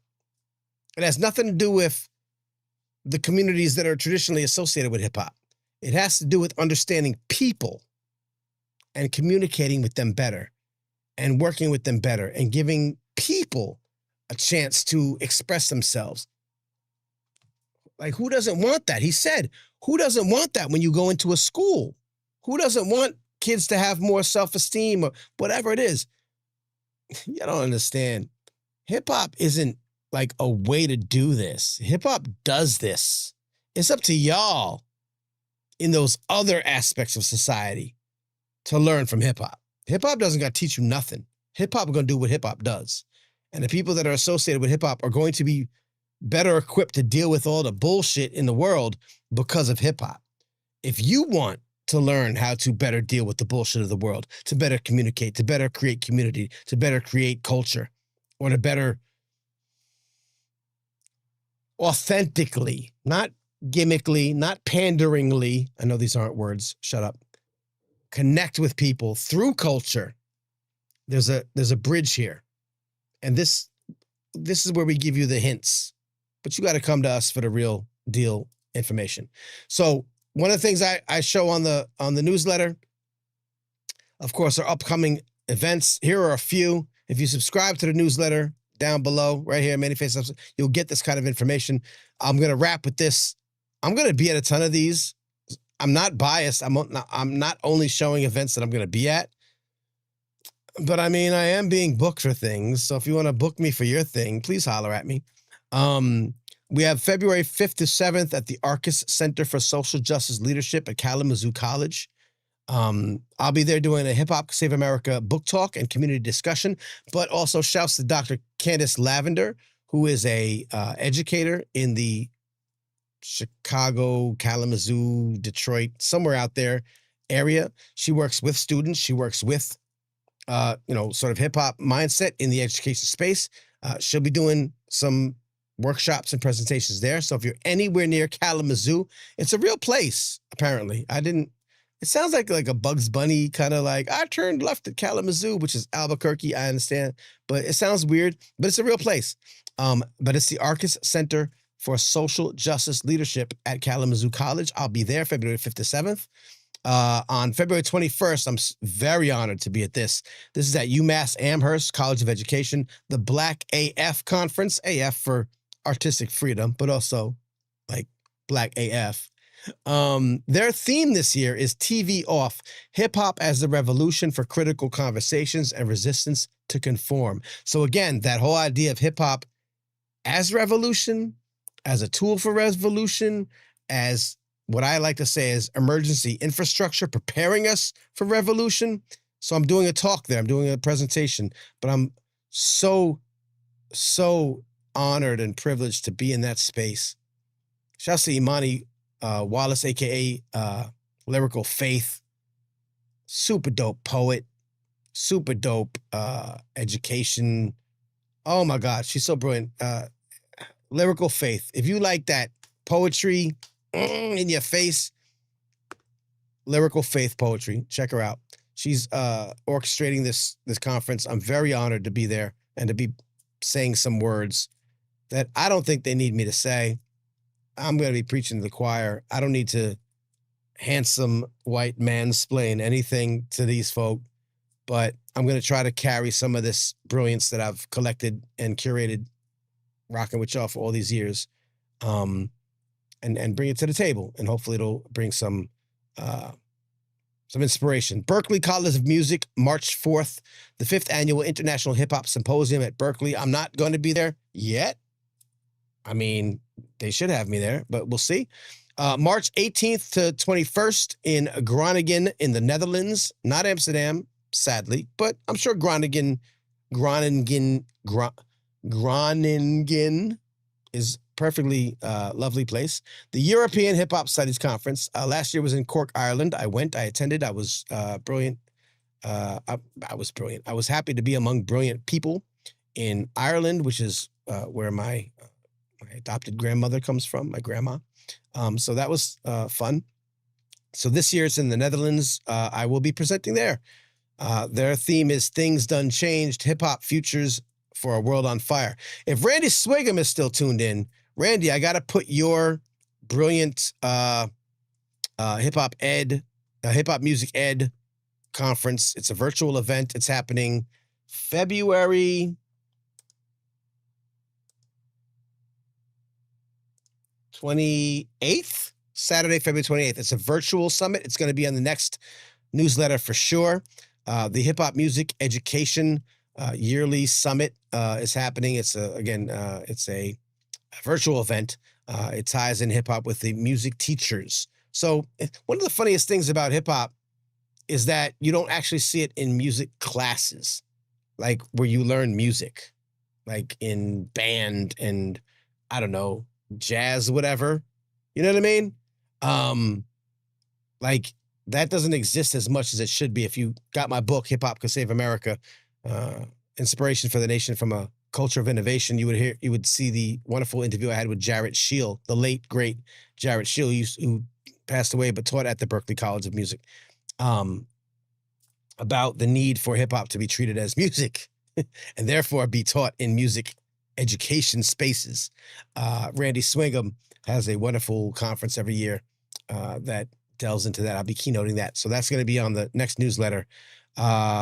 And then Trinity, of course, the 20th annual, it's not 20th annual because there was like some gaps, but the 20th International Hip Hop Festival at Trinity College in Connecticut. I'll be there and presenting as well. 20th annual. Fun fact, when I first started doing like lectures and like coming out of my space and saying, hey, I'd like to say some things, please, to like the people like at the conferences and the hip hop things that are happening. It was probably like the 9th or 10th or 11th Trinity International Hip Hop Conference. And they were the first place that said, yeah, come through, come say some things. And that was my first talk. So very excited to be meeting with the Trinity International Hip Hop Festival again in April in Connecticut. Also the AERA, I got to put that on the calendar. The American Educational Research Association conference is happening in Los Angeles at the same time. I'm supposed to be there, but I can't be in two places at once. So my homies, Dr. Tasha Iglesias and Emil YX will be, and Cindy from the Hip Hop Association for Education and Advancement will be presenting at AERA. I might pipe in digitally. So that's going to happen. So anyway, all that to say, all of these, like, we get together. We're real people doing real things. We should be in these spaces. Shouts to Wild-Eyed Bob. Speaking of campaign things, I know Bob is working in Wisconsin. There's a campaign going on there. Bob, drop a link in. You never know who's in your area, who wants to know. Like, drop a link to your candidate. And there's a remix of the campaign song. I have said that I'd like to throw my hat in the ring. Is that the right phrase? I think so. To try to give a little remix love to the campaign song. Bob, I haven't forgotten. This last, month has been a hell of a year. But let's reconnect on that before February, because in February I'm gone for got so many things happening that I just ran off. So I'll see y'all then. Anyway, that's it, man. Little light work. Coming back, doing this thing. I wanted to make sure the tech worked. Here's what's happening. Last thing I'm going to say. We're going to have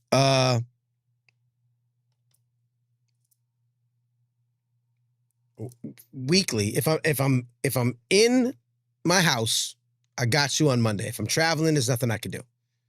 I need all of this fancy shit. So if I got you, it's a weekly. We're back to a weekly schedule. Interviews or not, but I'm going to have a hell of a lot of interviews that I'm trying to do this year too. So every week should have an interview. The YouTube feed is going to have the live stream. Then we're going to drop the interview separately. Then we're going to also rip the hip hop news that isn't about dumb-ish, and we're going to put that out. So even if you can't catch the live stream, but I love that you do because we could talk in the chat, and I love that. You can watch the whole show.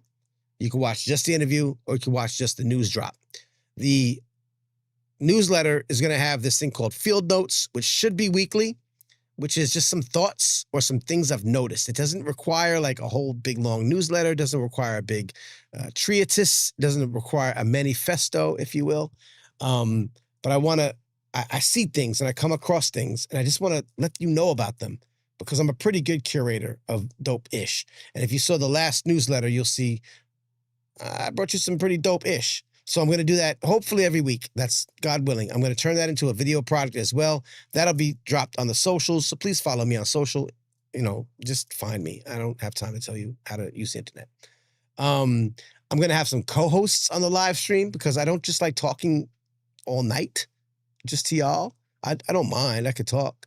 But like when we do the hip hop news that isn't about dumb-ish, it'd be cool to have someone giving their 2 cents. So I have some special friends that I'm going to bring in on the Monday shows, live streams, and we're going to do that. And then that's it. The last thing I'll say tonight, I love that David Spellman said, hip hop gets my mind off of an unpleasant feeling. And for, folks that came up in the communities from whence hip hop came, a lot of unpleasant feelings. I admire the strength and resilience, although resilience is such a crazy thing. Like we admire marginalized and oppressed and beat down folks for their resilience. And it's like, damn, yeah, but I shouldn't have to admire your resilience. You shouldn't have to be resilient. You are, and that's great because we would all be under such circumstances. We all have this survival instinct. But man, the folks who have been resilient for a long time in this country really show us what it's like. And so I look at hip hop as being something that welcomed me, and I'm outside of the demographics from whence it came, but that's the beautiful universal aspect of hip hop that invited anybody in.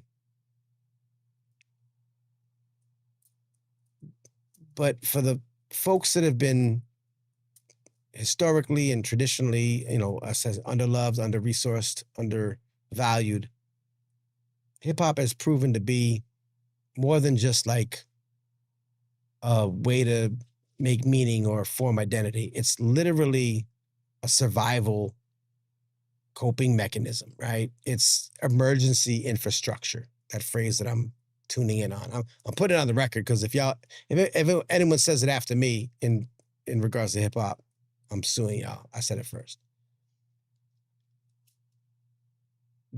But when David said tonight, he said hip hop got my mind off of an unpleasant feeling. That's the key. That's like at its core. Hip hop finds a way to get us off of and a lot of things do this. This is not exclusive to hip hop. You could be into sports. You could be into art. It's a million things you could do that take your mind off of unpleasant feelings. But I'm going to tell you that I will stand behind the idea that nothing does it as universally, as low barrier to entry, as most compellingly, as completely as hip hop. And I will tell you that it doesn't often appear in the way you think it does. My mom's birthday is today. If you know me,